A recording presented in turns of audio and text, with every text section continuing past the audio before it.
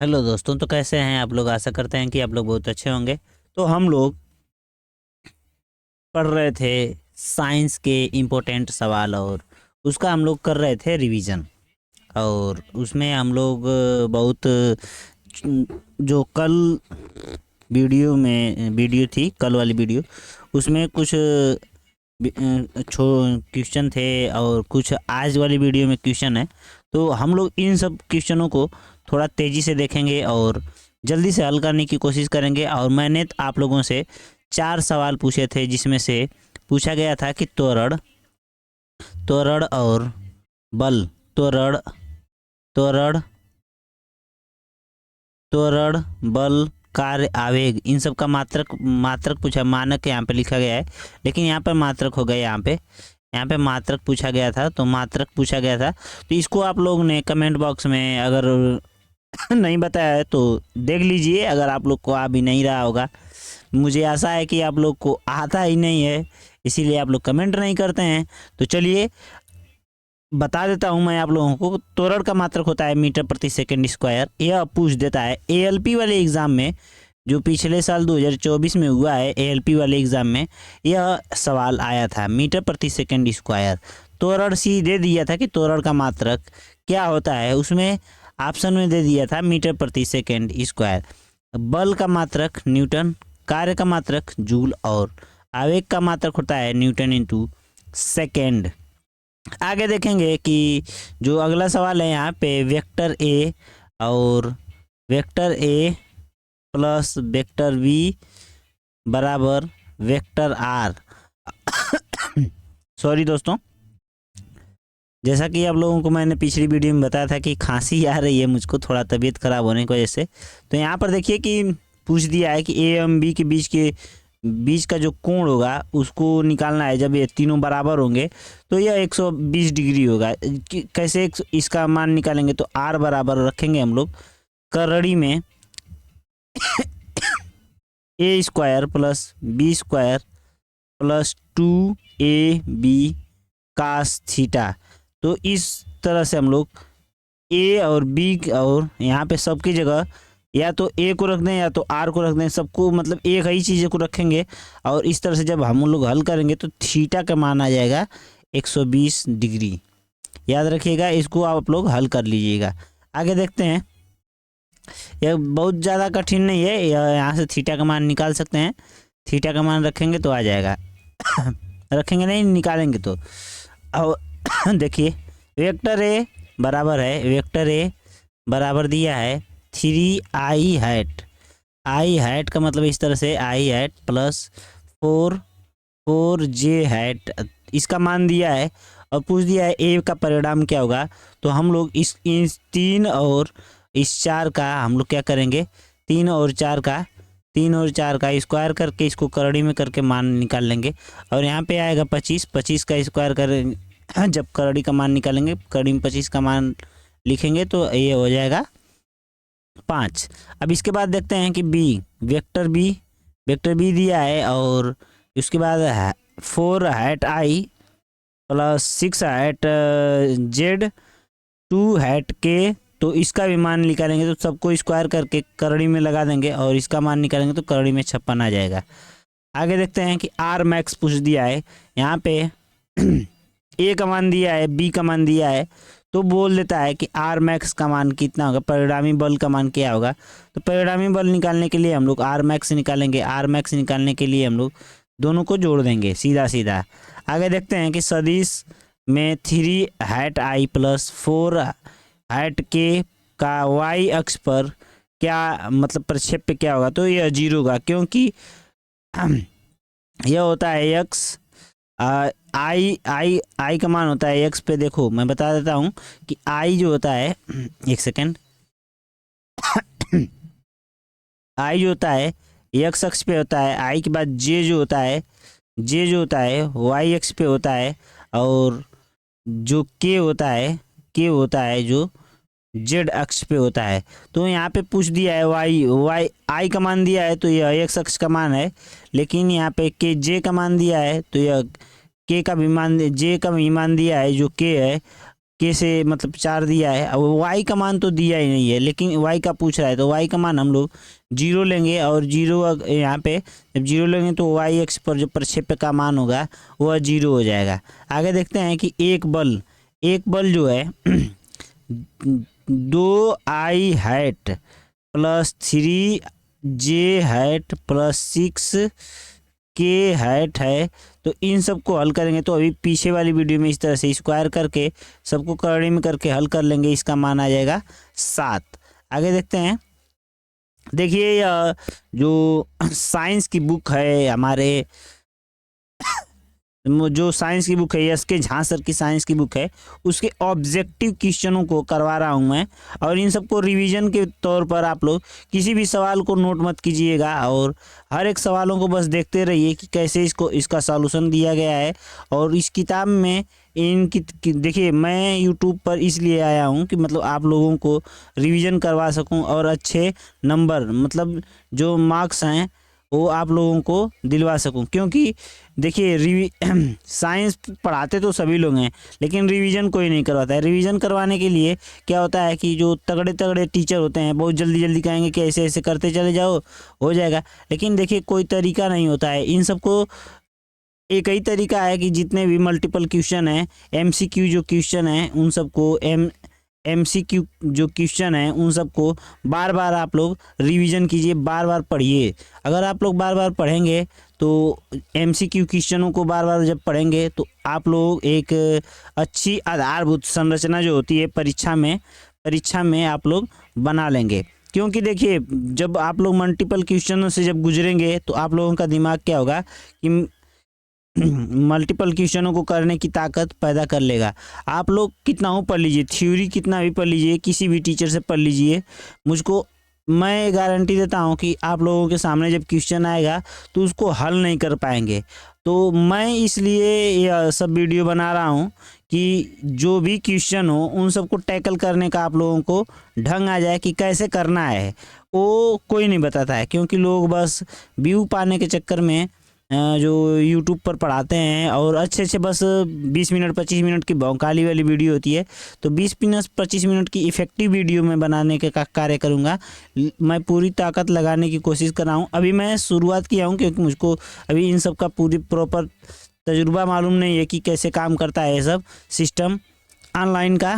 तो मैं आप लोगों को बता देता हूँ कि मैं कम से कम 20-25 किताबों का जो है पूरा निचोड़ इस तरह से लेकर आऊँगा कि पूरी किताबें जैसे है एस.के. झा सर की बुक है, खान सर की बुक है, उनकी क्या बोलते हैं काजल मैम की बुक हो गई, मतलब जितनी भी साइंस की बुकें हैं सबका मैं प्रॉपर एकदम एक महेश कुमार बर्नवाल सर की बुक आती है, सबका मैं एक तरफ से सॉल्यूशन करवाते चला जाऊंगा।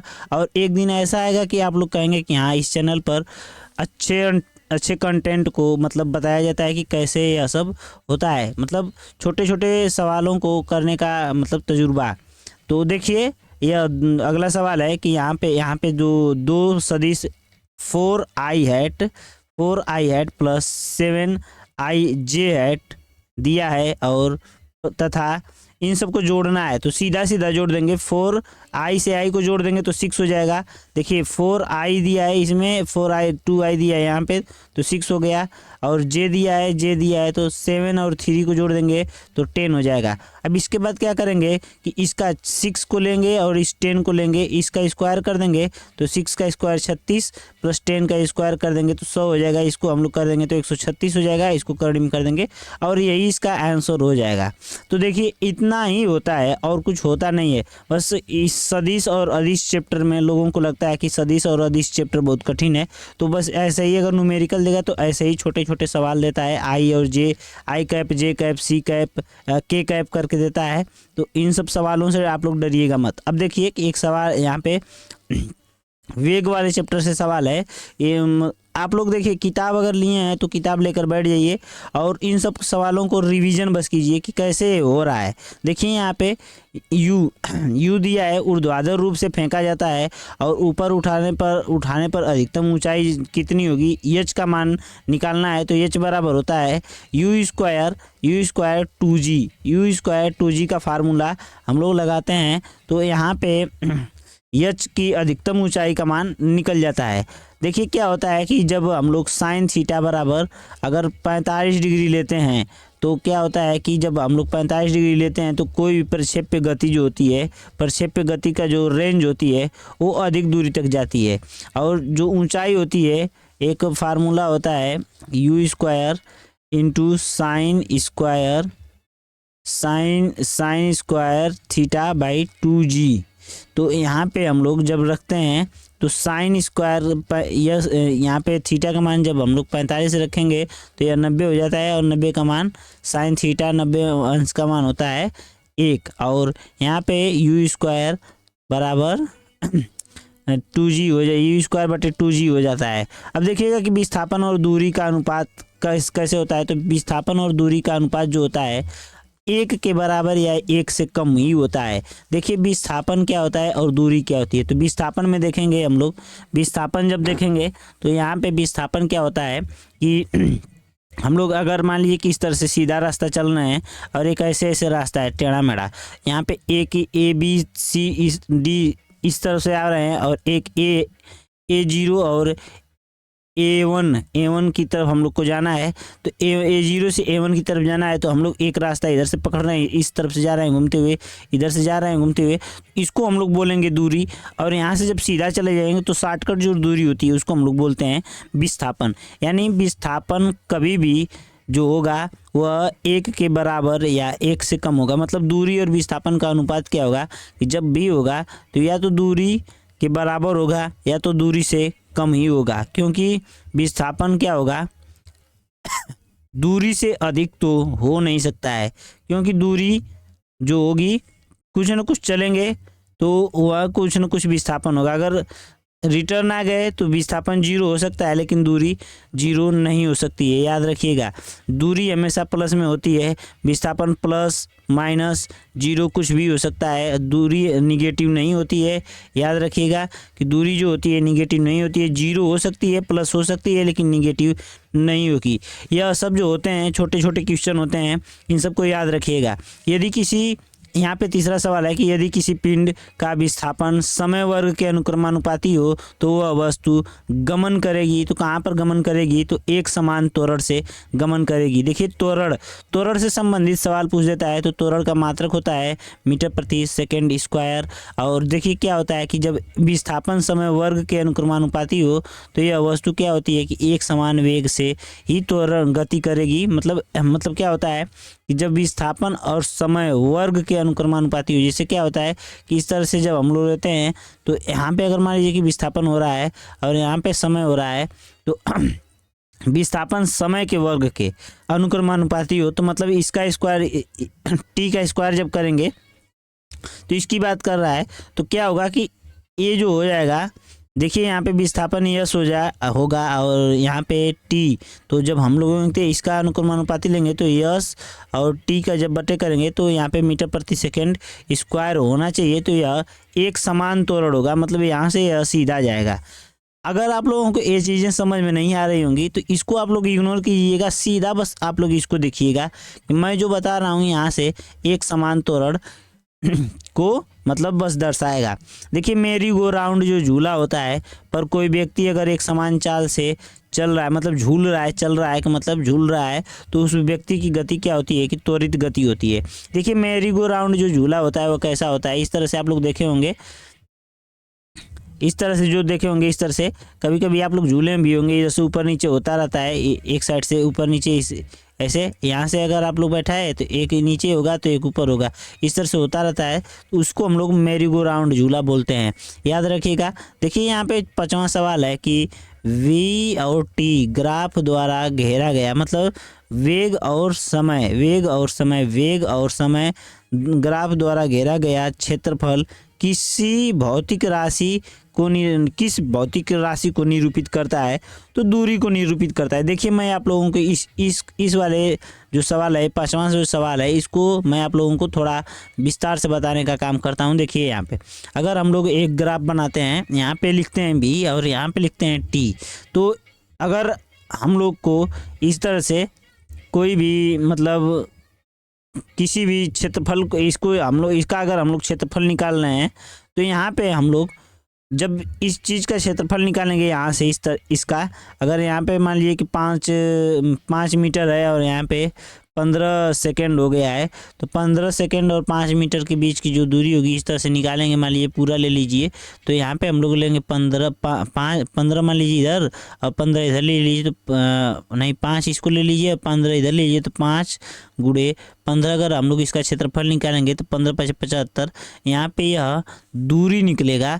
और याद रखिएगा कि जब किसी भी ग्राफ के बीच में जब घेरा गया जो क्षेत्रफल होता है, एरिया जो होता है वह किस चीज़ को निरूपित करता है, तो वह ग्राफ जो होता है वह दूरी को ही निरूपित करता है, याद रखिएगा।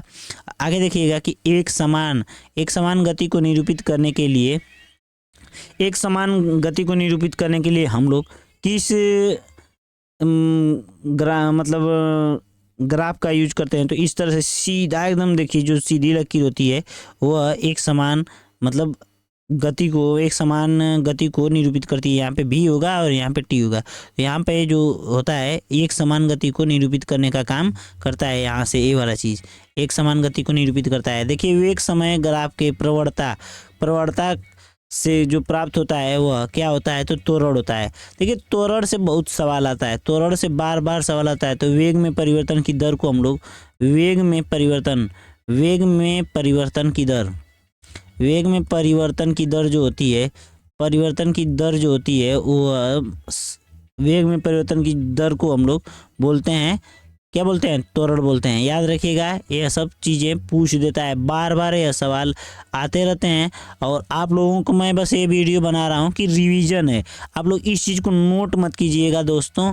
अगर आप लोग नोट करेंगे तो मैं एक चीज़ बता देता हूँ कि आप सबसे बड़ी गलती करेंगे, क्योंकि ये वीडियो है बस रिवीजन मात्र की। और आप लोग इसको नोट मेरे कहने से मत कीजिएगा, बल्कि 2 बार 3 बार देख लीजिए वो चलेगा, लेकिन आप लोग नोट मत कीजिएगा। नोट करेंगे आप अपना टाइम खराब करेंगे। मैं गारंटी के साथ बोल देता हूं कि आप लोग नोट मत कीजिए, कुछ भी मत नोट करिए, एक बार दिमाग में नोट कीजिए और ये कैसे काम करता है इन सब को देखिए। अगला सवाल है 10वां नंबर का सवाल है कि कब चली गई दूरी विस्थापन के परिमाण समान होते हैं। मतलब जो कब ऐसा होता है कि दूरी और विस्थापन का परिमाण जो समान होगा, तो जब रास्ता सीधा होगा तो दूरी और विस्थापन के परिमाण जो होंगे हमेशा समान होंगे। याद रखिएगा कि जब दूरी और विस्थापन तभी समान होंगे जब रास्ता सीधा होगा। सीधा होगा। याद रखिएगा कि जब रास्ता सीधा होगा तो दूरी और विस्थापन के परिमाण जो होंगे, मतलब परिमाण का मतलब जो दूरी और विस्थापन का जो उत्तर आएगा उन सब से जो नाप आएगी उन सब की, तो वह हमेशा समान रहेगी। 11 नंबर का क्वेश्चन देखते हैं कि एक सरल रेखीय पथ के अनुदिश त्वरित गति से गतिमान किसी पिंड के लिए नीचे दिए गए कथन को इग्नोर कीजिए और कौन सा सही होगा इसके बारे में देखेंगे। कि एक समान पथ के अनुदिश मतलब कोई भी पथ है जो एक समान चल रहा है, इस तरह से सीधा चल रहा है, तो वह सदैव पृथ्वी से दूर जाता है। देखिए कभी कभी जब हम लोग हमेशा अगर सीधे ही चल रहे हैं तो पृथ्वी से तो दूर निकल ही जाएंगे, क्योंकि वह कभी टेढ़ा नहीं होगा, तो वह निकल जाएगा, सीधा निकलता जब सीधा चलेगा तो निकल जाएगा दूर।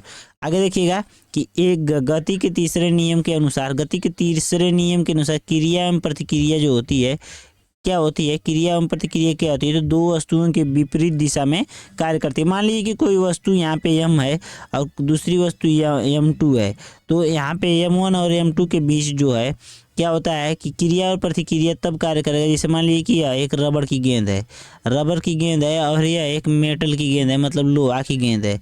मोटा मान लीजिए कि लोहा है, कोई लोहा है, भारी लोहा है, मोटा लोहा मान लीजिए, और ये इधर से आया और ये अभी इधर से आया, तो देखिए यहाँ पे तो टक्कर होगी। तो रबड़ वाली गेंद और दोनों गेंद आपस में मतलब एक दूसरे को धक्का देंगी और इधर उधर मतलब बिखर जाएंगी। तो क्या होगा कि लेकिन ये जो लोहे वाली गेंद होगी रबड़ वाली गेंद को ज़्यादा रिप्लेस करेगी, क्योंकि यह लोहे का घनत्व जो होता है अधिक होता है और रबड़ का घनत्व कम होता है।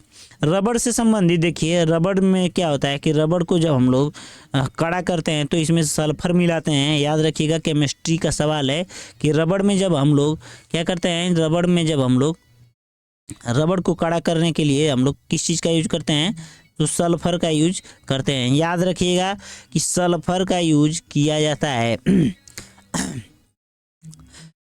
देखिए लोहा लोहा सॉरी दोस्तों, लोहा जो होता है, लोहा का जो रासायनिक प्रतीक होता है Fe होता है। और लोहा किस किस में पाया जाता है, तो लोहा पाया जाता है पालक में। पालक जो एक सब्जी होती है, आप लोग जानते होंगे, खाए भी होंगे। इलाहाबाद और जो क्या बोलते हैं पटना के स्टूडेंटों के लिए तो पालक आम बात होती है, पालक खाना। अब देखिए लोहा जो होता है, लोहा पर क्या होता है, एक जंग लगता है। और जंग लगना एक क्या है, रासायनिक प्रक्रिया है। याद रखिएगा, रासायनिक प्रक्रिया है, रासायनिक अभिक्रिया है। और इसका जो फार्मूला होता है Fe2O3 होता है जंग का। याद रखिएगा।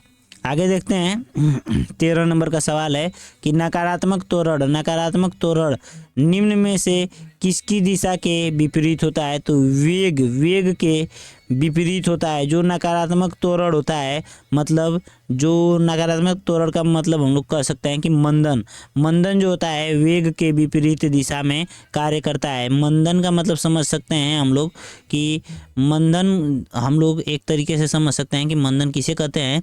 तो मंदन जो होता है, जब हम लोग किसी भी गाड़ी में ब्रेक लगा देते हैं, तो जब जैसे किसी गाड़ी में हम लोग ब्रेक लगा दिए तो वहाँ पे कार्य करता है मंदन, वहाँ पे त्वरण कार्य नहीं करता है। गाड़ी धीरे धीरे रुक जाती है। कभी यहाँ पे 20 मीटर प्रति सेकंड की चाल से चल रही है, तो यहाँ पे 18, फिर इसके बाद 16, फिर उसके बाद 15, फिर उसके बाद इस तरह से धीरे धीरे करते करते यहाँ पे 0 हो ही जाएगी। तो जब हम लोग इसको बोलते हैं कि नकारात्मक त्वरण है, यहाँ पे नकारात्मक त्वरण का मतलब कि मंदन से लिया गया है। आगे देखिएगा कि 14 नंबर का सवाल है कि समवेग को किसके गुणनफल के रूप में व्यक्त किया जाता है, तो समवेग का फार्मूला होता है P बराबर mv। P बराबर mv होता है, यानी द्रव्यमान इंटू वेग के बराबर होता है। याद रखिएगा, ये सब सवाल पूछ देते हैं और इसमें लोगों की हवा निकल जाती है। जो किताबों में और जो यूट्यूब पर अन्य जो टीचर हैं, मैं उन लोगों को से ये बोलता हूँ कि डायरेक्ट सवालों को बताइए, लोगों को ज़्यादा गुमराह करने की कोशिश मत कीजिए। क्योंकि मैं यूट्यूब पे लगभग 2-3 साल से पढ़ाई कर रहा हूँ और मुझको ऐसा लगता है कि यूट्यूब पर लोग बस बुलवाने का काम करते हैं। देखिए दोस्तों, आप लोग इन सब सवालों को इजीली कर सकते हैं, बहुत आसान होते हैं ये सब। अगर आप तैयारी कर रहे हैं तो मतलब मुझको ये नहीं लगता है कि कोई चीज़ बेसिक होती है और हर एक चीज़ बेसिक नहीं होती है। याद रखिएगा कि बेसिक करते करते आप लोग को एकदम मतलब जो बोलते हैं ना कि बेसिक पढ़ाते पढ़ाते एक टीचर बोलते हैं कि ये बेसिक है पढ़ लो, ये बेसिक है पढ़ लो। बेसिक कुछ नहीं होता है। आप जो पढ़ेंगे वही बेसिक है और जो नहीं पढ़ेंगे वो आप लोगों के लिए हार्ड हो जाएगा। अगर आप पढ़ाई कर रहे हैं तो वो चीज़ बेसिक है आप लोगों के लिए, तो सब चीज़ बेसिक समझ कर ही पढ़िए। हर एक चीज़ कठिन नहीं होती है, आसान होती है। और उस तरह से मुझको लगता है कि साइंस की चीज़ें तो और आसान होती हैं।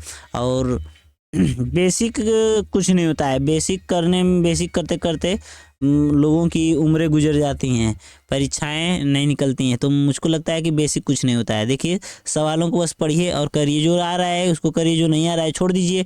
2-4 क्वेश्चन अगर मान लीजिए कि 100 क्वेश्चनों में से 2 क्वेश्चन छूट जा रहे हैं, 4 क्वेश्चन, मान लीजिए 25 क्वेश्चन है आप लोगों के, 1 क्वेश्चन छूट गया है साइंस का, तो आप लोग ऐसा तो है ना कि 23 क्वेश्चन 22 क्वेश्चन सही से कर ले जा रहे हैं, तो भी आप अपने आप को ठीक मानिए कि 22-23 क्वेश्चन सही से कर ले जा रहे हैं।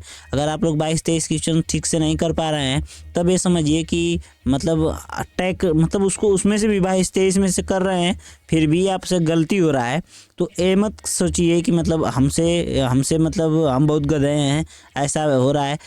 सबसे गलतियाँ होती हैं। बहुत ऐसे लोग होते हैं जो लोग 25 में से 16 17 ही सवाल कर पाते हैं, और उसमें से भी फिर गलती होती है। गलती होना इंसान की फितरत है, और मुझको ऐसा लगता है कि गलती करना अच्छी बात है और गलती से सीखना अच्छी बात है। देखिए, सीखते रहिए और पढ़ते रहिए, क्योंकि परीक्षाएं आपका किस रिजल्ट में नाम आएगा वो आपको पता नहीं है। वो किसी को पता नहीं है कि किस रिजल्ट में आपका नाम आएगा, किस वैकेंसी के रिजल्ट में आपका नाम आएगा। वो तो मान लीजिए कि वो जब भी आ जाएगा। बस क्वेश्चनों को पढ़ते रहिए। तो आगे देखिएगा कि मैं थोड़ी सी बकवास कर दिया हूँ, इसके लिए सॉरी। अगला सवाल है कि 15 नंबर का क्वेश्चन देखते हैं कि व्यवस्थित वस्तुओं की वो प्रवृत्ति जो उसे स्थिर देखिए, स्थिर आ गया तो समझिए कि उसको रोके रखता है। और समान गति में गतिमान रहने के लिए प्रवृत्ति करता है, मतलब गतिमान रहने के लिए बाध्य करता है। मतलब कहता है ना कि कोई भी चीज़ स्थिर है या गति में है तो उसके लिए गतिमान रहने के लिए बाध्य करते। तो वो सीधे मार दीजिए जड़त्व का कि यही काम है। जड़त्व क्या बोलता है, इसको हम लोग इनर्शिया बोलते हैं। इसकी खोज किसने की थी, गैलीलियो नाम के वैज्ञानिक थे, गैलीलियो ने की थी। और इस पर जो नियम दिया था न्यूटन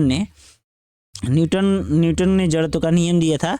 न्यूटन ने जड़त्व का नियम था। न्यूटन के अनुसार जो कोई वस्तु अगर स्थिर है तो प्रथम नियम है यही है कि कोई वस्तु अगर स्थिर है तो वह स्थिर रहेगी, अगर कोई वस्तु गति में है तो वह गति में रहेगी, जब तक उस पर कोई बाह्य बल न लगाया जाए।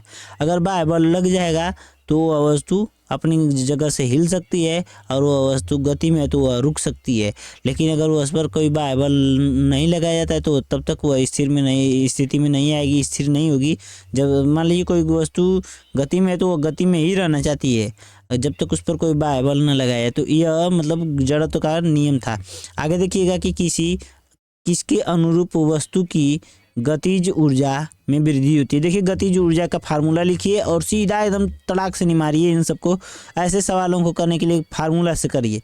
गतिज ऊर्जा किस पर निर्भर करती है, तो गतिज ऊर्जा 1/2 mv²। अगर देखिए सवाल में m का मतलब द्रव्यमान और वेग भी दिया है। वेग मतलब गति, वेग और गति इसको बोल सकते हैं। तो इस गति का मतलब होता है स्पीड और वेग का होता है वेलोसिटी।